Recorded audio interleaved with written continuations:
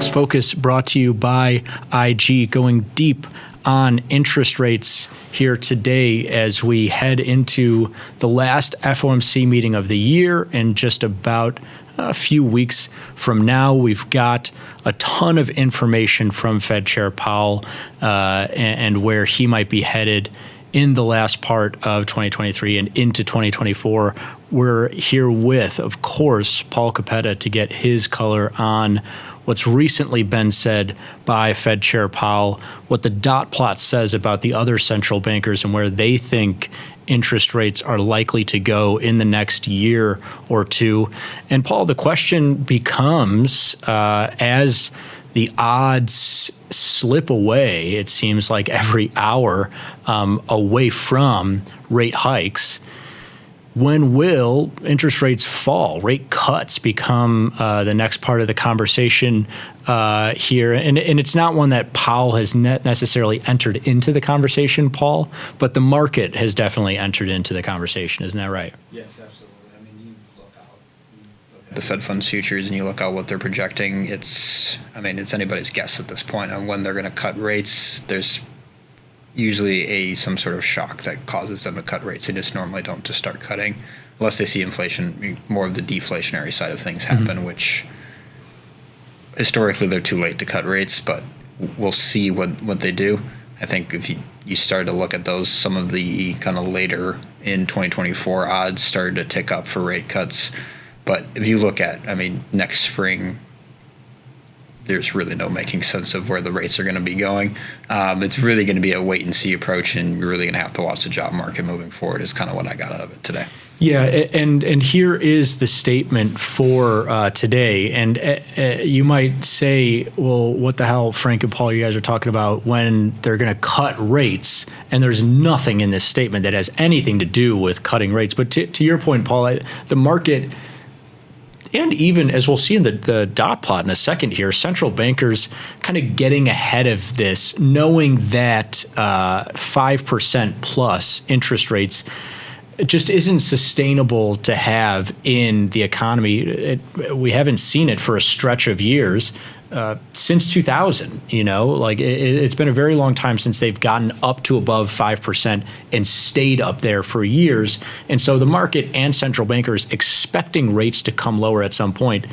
Not right now. They didn't hike today, but in the statement, you have economic activity expanding at a strong pace, and that was upgraded actually from last statement from, I think they called it a moderate pace. Now it's strong pace, and job gains also were upgraded in this statement. It might seem like minor minutia, but these are important pieces of this statement.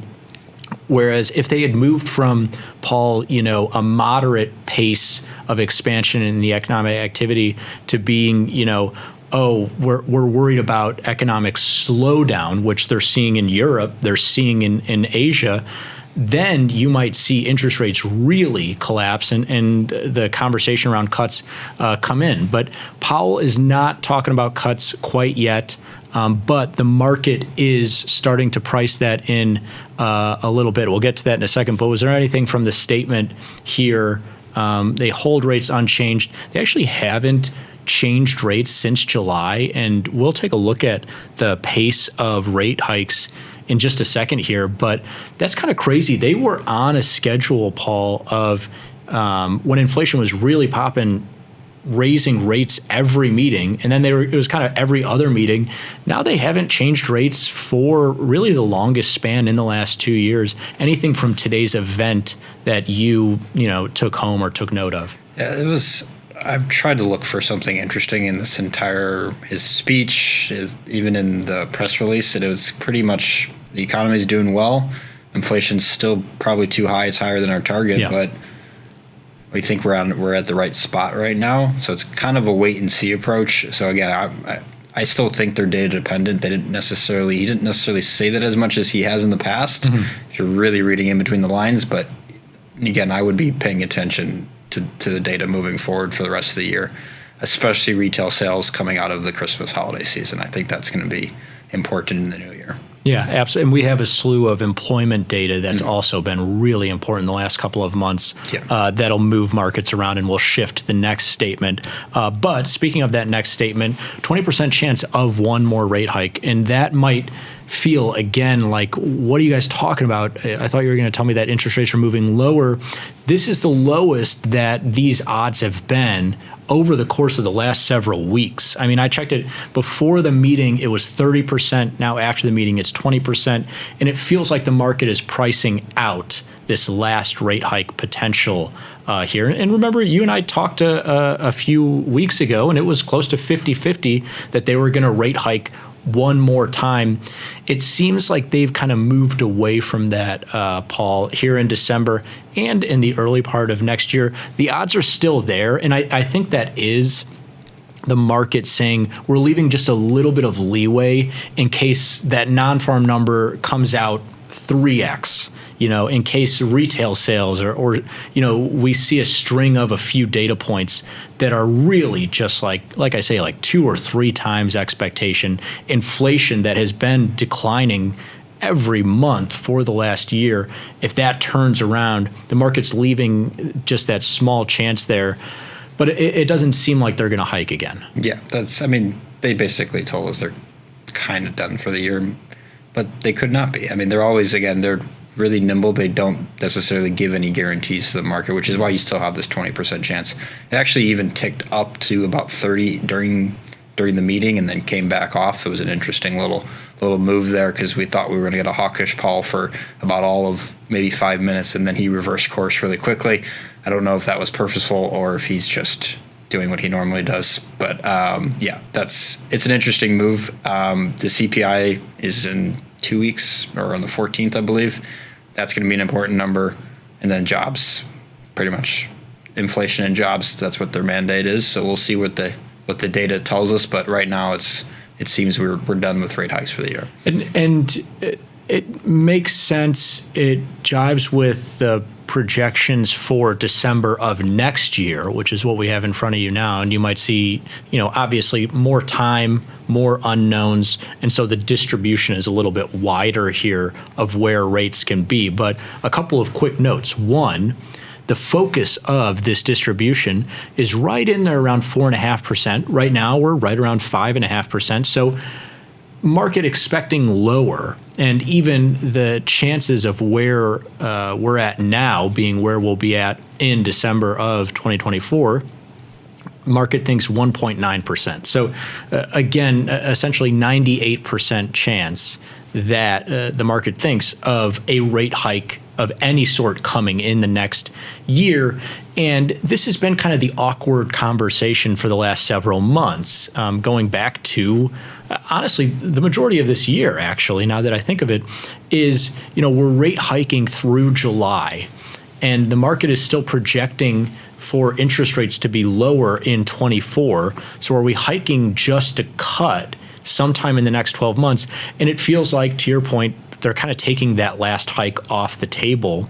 But do you think that we do get a lower interest rate at some point in the next 12 months? I mean, the market is all but pricing that guarantee in.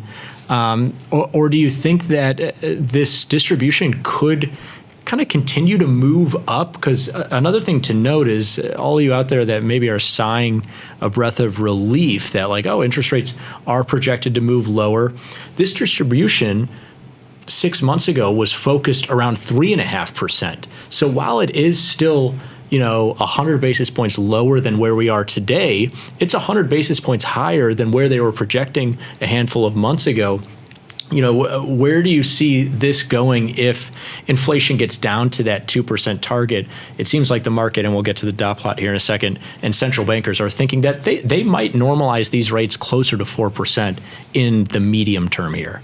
Yeah, it's an interesting kind of dynamic here, because when they say that the economy is kind of growing at a strong pace, that tells me demand's strong. Mm-hmm. And that's going to lead to more of a demand side inflation tick up. That's naturally what happens in kind of market-based economies, is that will lead to inflation when the economy is strong, and that's completely normal. It's not anything wrong with it, but that's why you're starting to see probably these inflation numbers, or not inflation numbers, but the interest rates actually tick up the expectations for the Fed funds futures. It's basically ticking up that way.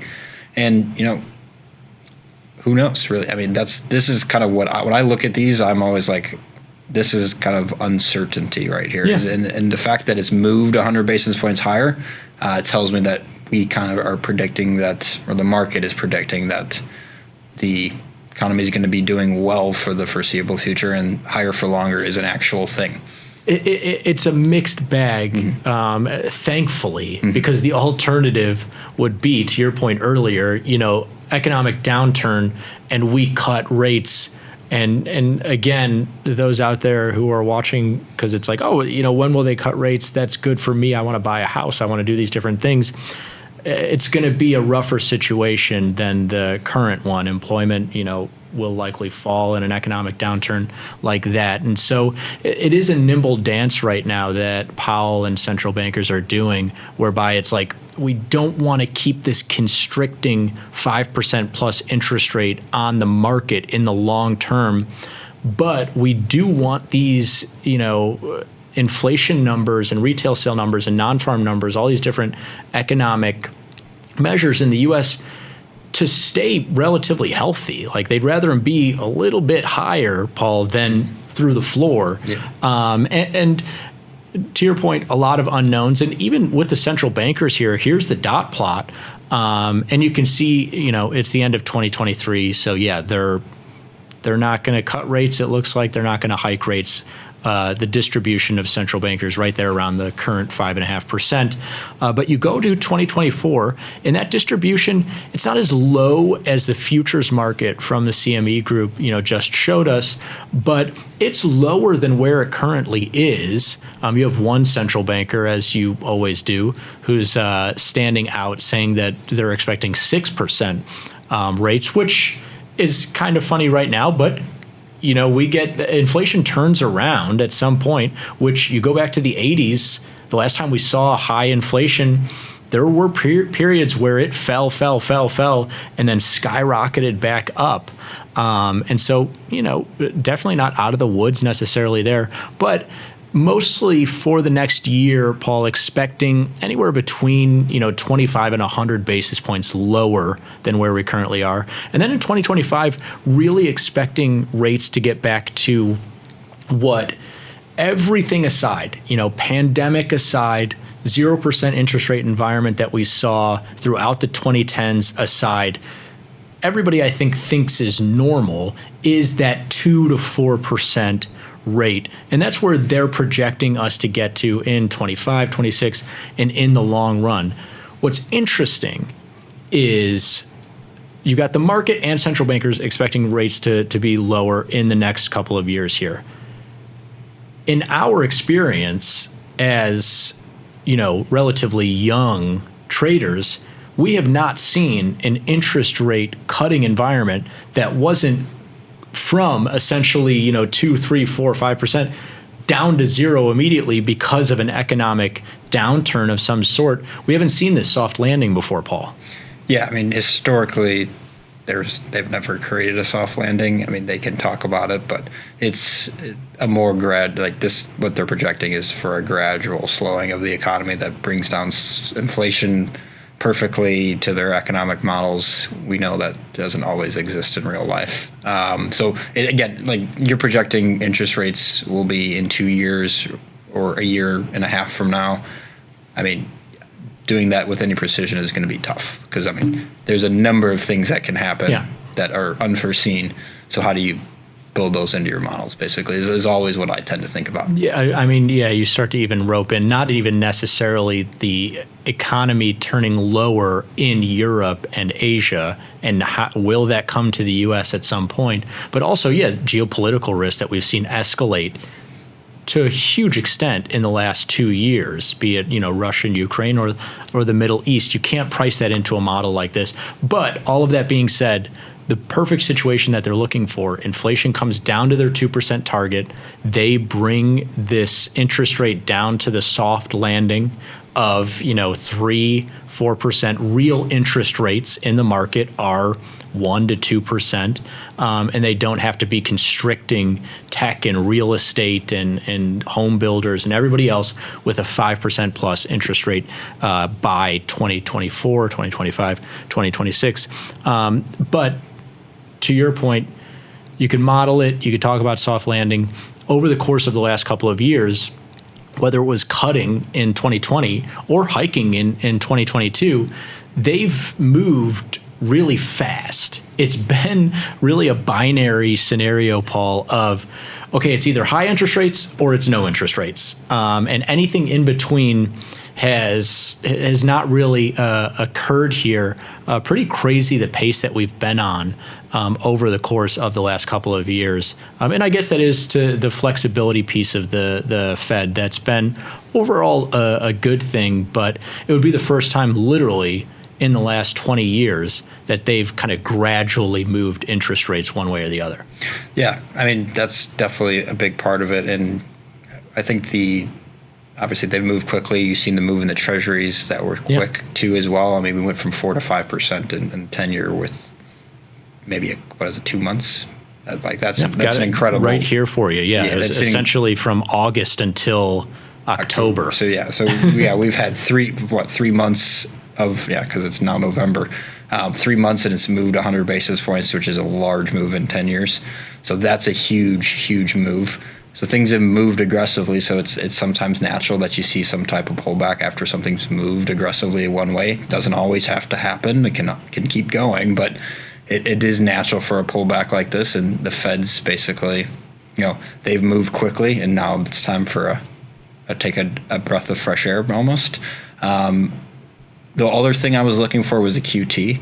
They had no chance of changing QT, which is interesting. So the Fed controls a large balance sheet of government bonds and technically mortgage-backed securities, but I don't know if they're ever going to sell those, but I digress. But yeah, they do control that, but Paul said no change to QT, so, but yeah.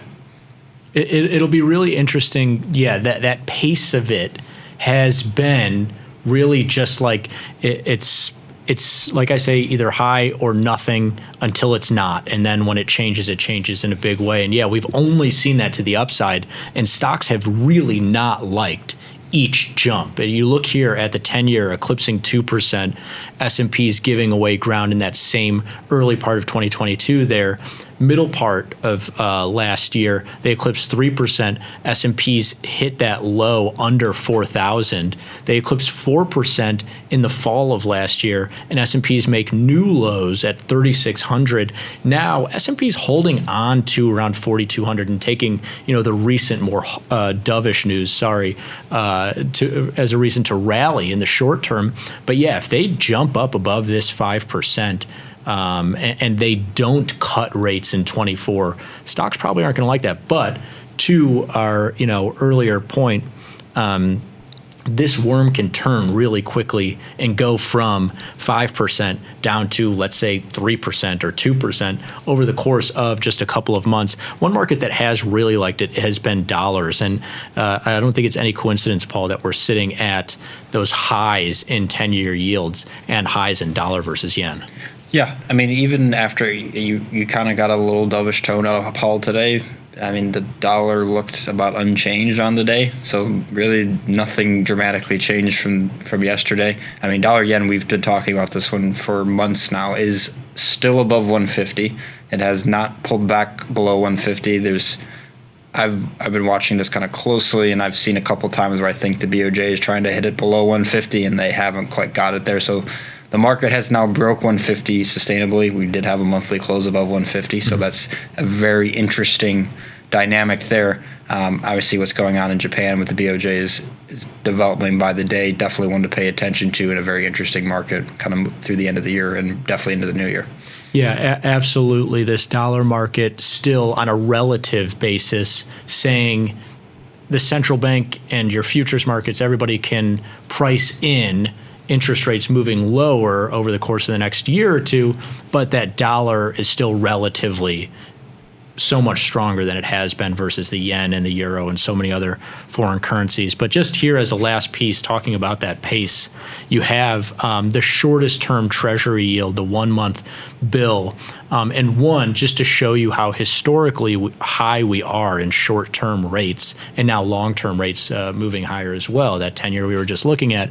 But two, Paul, how quickly these things can change. We showed you the dot plot and the market, thinking that this might be slower, the first slow rate cutting environment that we've seen in the last 20, 30 years, that I have data for at least. But historically, the market telling you that when it wants to go from 3%, 4%, 5% rates down, it usually, first of all, heads down to 0%, and it can do it over the course of, in 2020, it was the course of a month. In 07, 08, it was about a year. So if we are done with the rate hikes, Paul, and they're going to start cutting, this could pick up speed pretty quickly. Yeah, you talk about 2020 and 08, you're talking about two significant events in kind of economic history of the U.S. So do we see something like that, or do they get the soft landing, or are we in a more normal environment? That's hard to tell.